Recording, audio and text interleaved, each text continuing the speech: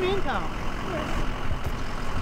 We're going in the back of the ambulance, okay? Tonight on Now, that dramatic rescue of a 5-year-old after he went missing on a hike with his family. We have a warden live in studio talking about tips for parents if something like that happens. Plus, what'd you guys get for your mom for Mother's Day? Coffee mug, maybe some flowers.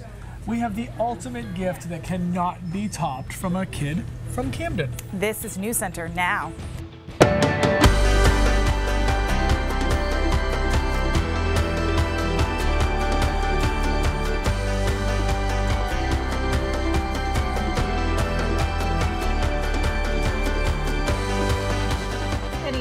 Thanks for joining us. I'm Amanda Hill. And I'm Lee Goldberg. A 5-year-old boy is safe tonight. He was missing for more than 8 hours in the woods in Acton. Yes, we'll show you the moment rescuers brought him out of the woods. Police say Christopher Greco went for a walk with his family, and around 6 o'clock last night, his relatives realized he had gone missing. The Department of Inland Fisheries and Wildlife says his family searched for about 2 hours before calling the York County Sheriff's Office around 8.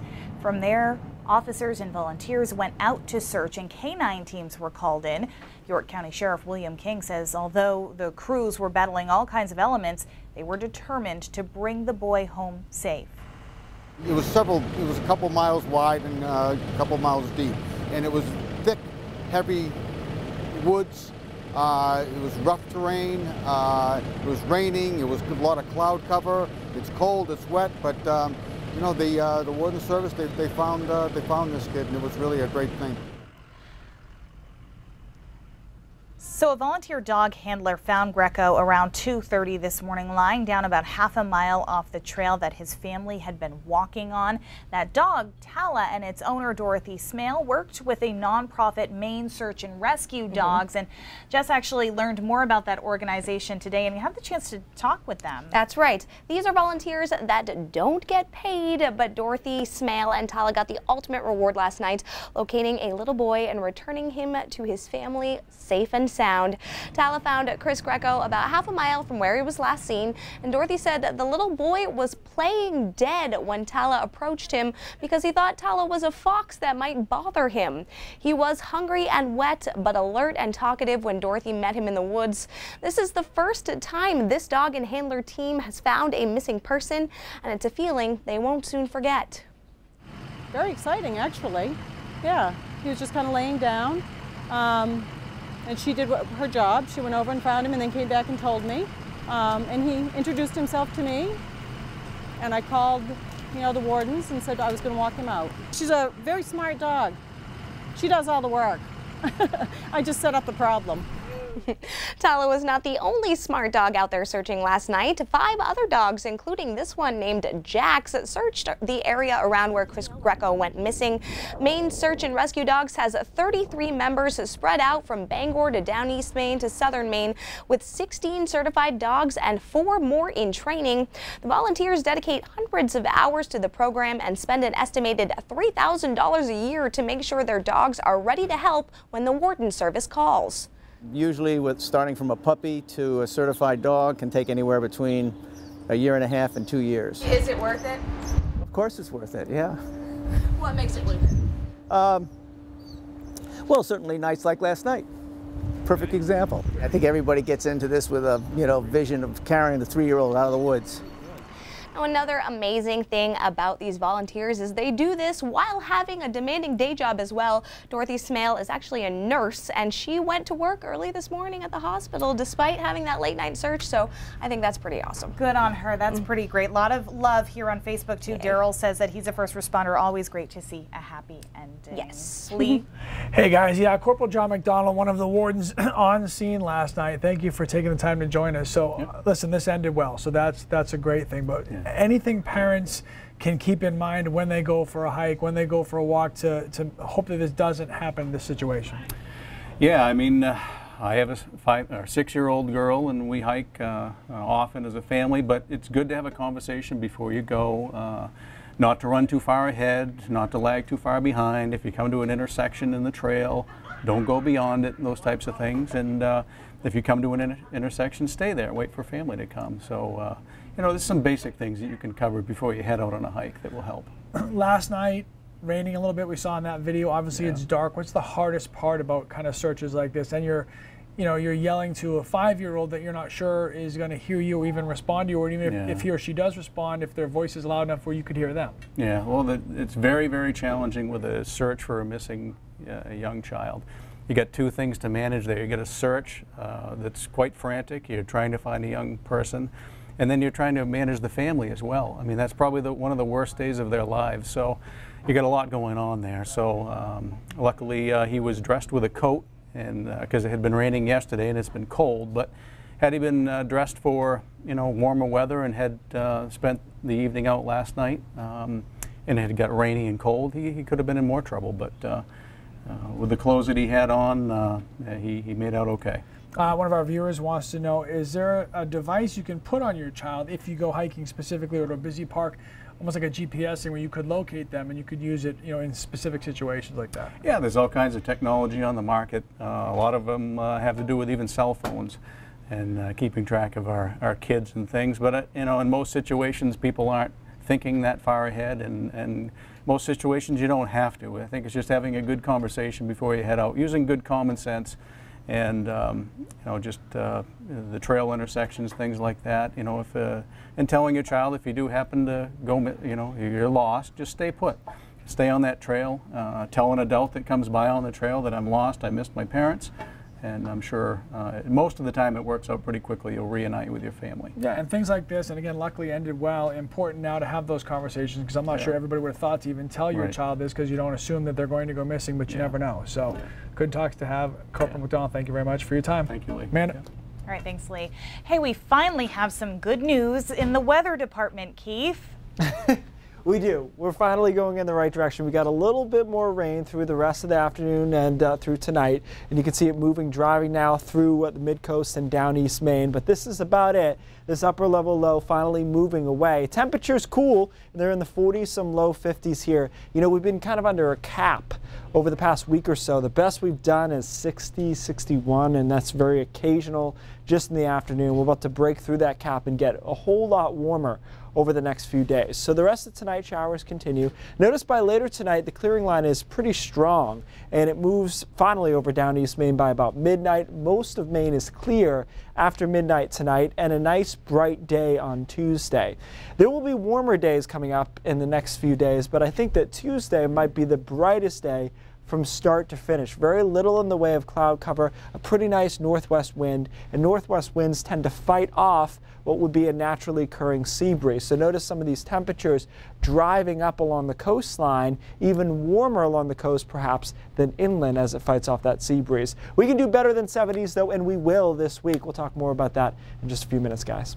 All right, thanks. All right, Keith, starting to like him again. Here's a pretty unbelievable story. A police officer from Ohio is recovering after he accidentally overdosed during a traffic stop. This is bizarre. Yeah, Friday, Officer Chris Green pulled over a car with 2 people inside. As he took the passenger out of the car, the driver started rubbing white powder into the carpet. Officer Green entered the car to try to stop him, and that is when he was told the drug was fentanyl. The drug started to get onto his skin, and he started feeling sick and dizzy. Once he got back to the station, he was given a dose of Narcan, and the officer was taken to the hospital where he received 3 more Narcan treatments. He is expected to be okay. But it is another reminder of how rampant the opioid addiction has become in this country, and now in Maine, addicts are just a text message away from getting the help that they need. The Department of Health and Human Services says it has created a new option to provide help. Anyone can text their zip code, go 6898211. From there, they can begin a live texting conversation with a trained specialist. DHHS says it is launching this texting program to help people feel safe and anonymous while seeking help. For those who want to talk to someone on the phone, they can call 211 to chat with a trained specialist. You messed with the wrong woman, because you're not going to get away with this. Fighting words from the woman who was attacked in her home. She comes face to face with the man who raped her and the perhaps surprising things she said to him next on Now. Plus, they may look harmless, but these keychains could land you in serious trouble. The warning from a woman who learned the hard way. And this is a story we want to hear from you on, so you can vote now on our app. A man will go to prison for raping and beating an elderly woman. Adrienne Stein here with more news now. Despite that vicious attack, she says she forgives him. And I want him to know that I've forgiven him, but I won't forget. The 73-year-old woman went before the court during Mark Hawley's sentencing today. He's going to prison for 27 years. Hawley attacked the woman in February of 2016 after removing an air conditioner from a window. She recognized him because she had paid him to shovel her deck. I need him home. We all need him home. It's eating me up inside and I can't deal with it. That is the brother of missing boater Stephen Wines. The two men went out fishing on the Androscoggin River in Brunswick on Friday when Stephen Wines then went into the water. Despite searching throughout the weekend and again today, there's still no sign of him. William Wines is sure his brother is dead at this point, but he does want to find him to bring closure to his family. By the way, Don Kerrigan is following this situation very closely. He will have more tonight at 5:30. Guys, back to you. All right, Adrienne, thank you. Okay, this was difficult, but a secret well worth keeping. Keeping secrets too. Like if he buys a present, he needs to tell you what it is. And so this was like the biggest feat in the world for him. My husband, both sons cannot keep a secret. It's the family, we all laugh about it. They cannot keep a secret. We will show you that surprise in just a little bit. Plus, you'll be surprised to hear there is sunshine and a lot of it in our future.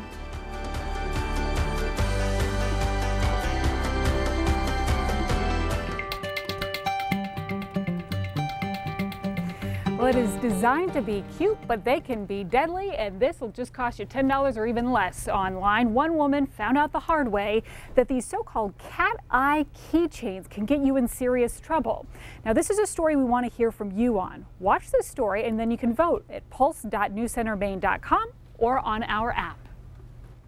It may be cute. It's an adorable little thing to keep on your keychain. But there's concern it could be deadly. You stick your fingers through the eye holes of the cat, and the cat's ears are used similar to a key through the fingers would be. We all had kind of gotten them after some reports of attacks on women. Carrying this cat eye keychain is illegal in some places, including Maine if it's concealed.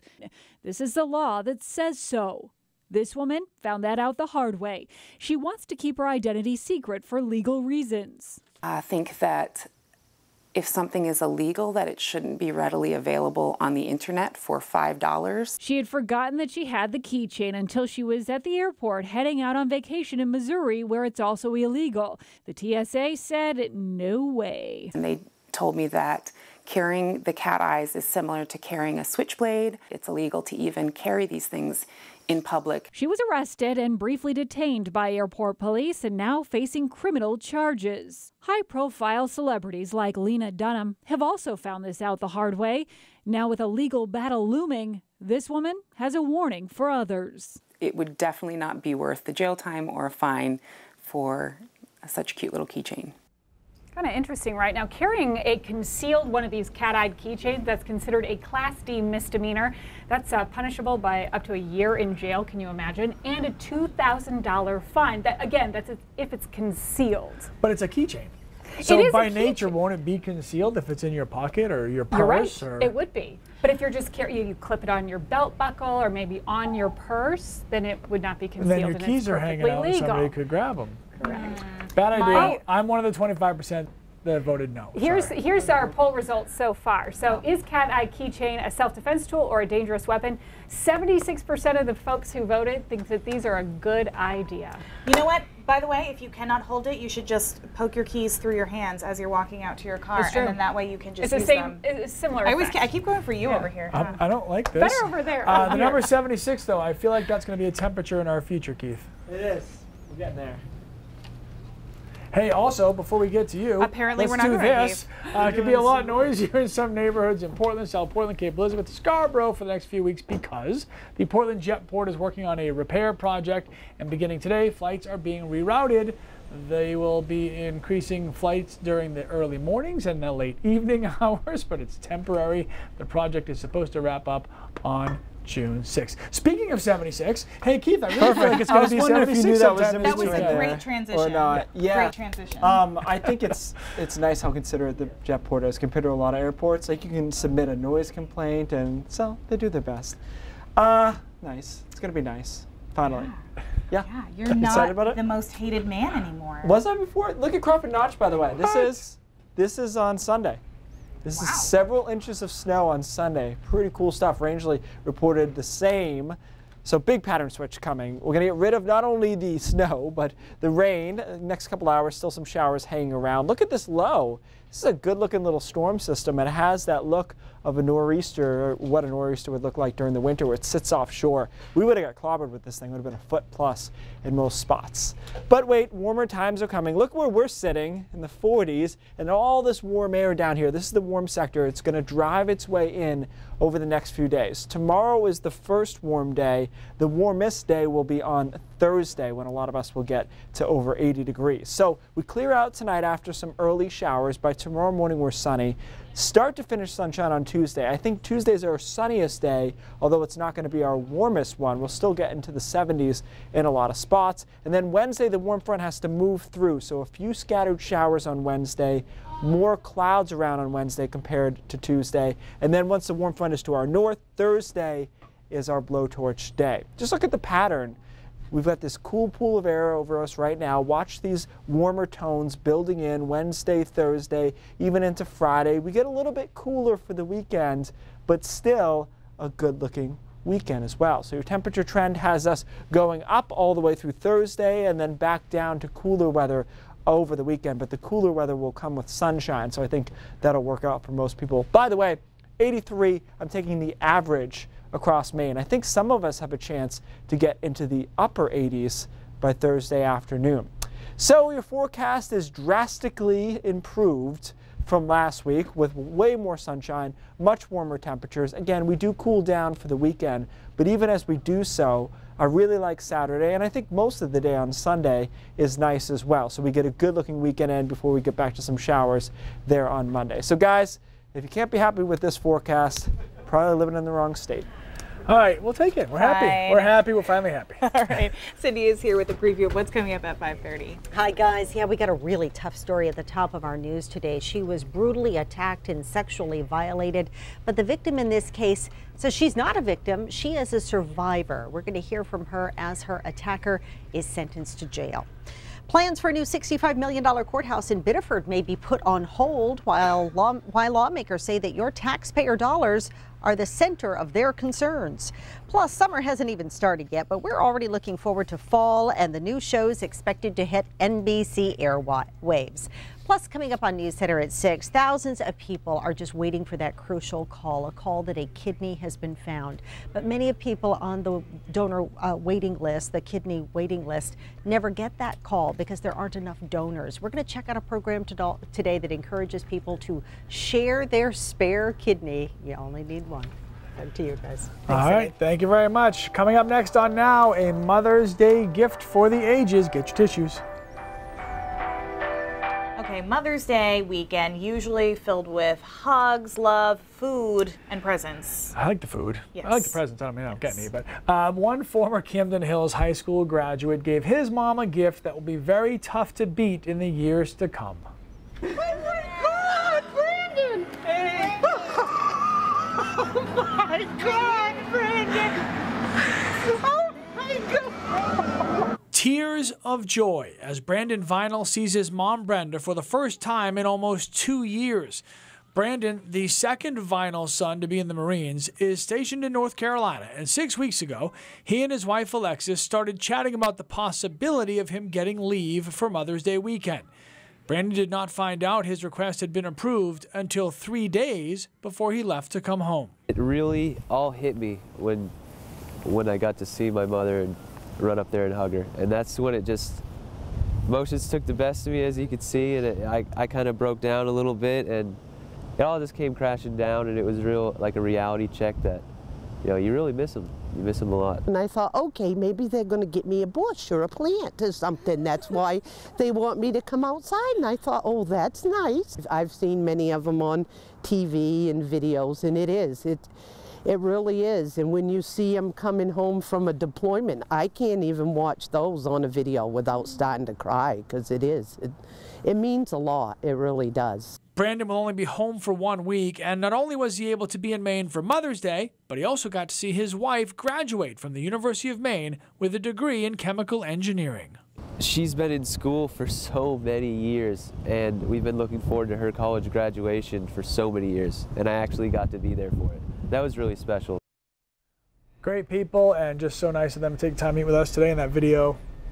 Every time. Oh, so sweet. Every time. Yep. Yep. Great story. All right, so here's a transition that is on purpose, which is we're talking about Mother's Day and how moms are important. And I discovered something recently in statistics that I think is concerning, which is the number of mothers that are dying either during childbirth or within 1 year after. It's called maternal mortality rate, has been increasing in the United States since 2000. And so this is the graph that shows you what that is. This is per 100,000, by the way. And the thing that's concerning about this, obviously, the people that are not making, but the other is that in other nations, other developed nations, this number has been decreasing rapidly. In fact, when you compare the United States to, for example, Canadians, we're 3 times more likely to die during childbirth, 6 times more likely than Scandinavians. So there's got to be some research as to why this is. And the 2 most common causes are hemorrhage of some sort and preeclampsia. So you have to look into what are we doing wrong in the American healthcare system here that is causing this problem. A couple of factors. One is that women are having children a little bit older. So by default, their medical history might be a little bit more complicated. The other is an increase in C-sections. So that's a more complicated procedure. But last but not least is nobody's talking about it. They're paying so much attention, and rightly so, to the infant's health that they're not told what to look for as mothers. So this is becoming something that's almost slipping through the cracks as far as, you know, a lot of moms will say, you're sent home, and Lee, you can talk to this, you're sent home with instructions on the baby and what to do if the baby gets sick and how to breastfeed, but maybe not what to look for in your own body as well. Sure. I mean, there's a lot of talk of postpartum depression and things to look for psychologically, but the physical parts of it, other than your normal follow-up, you know, that's just kind of taken for granted that you know what to do. So. And a lot of these things actually happen after the baby is born, so it's not a matter of being in the room. And this, by the way, is infant mortality, so this is good, but notice that it's inversely proportionate to the maternal mortality. So just something to think about within the healthcare system, that the moms are going through a lot physically as well, and it's something they have to keep an eye on because we've gotten a little complacent in it. Yeah, so be your own advocate. There it is. Exactly. Pay attention. All right, thanks, Keith. We did learn something today. We did, look at that. We'll learn more because News Center at 5:30 starts right now.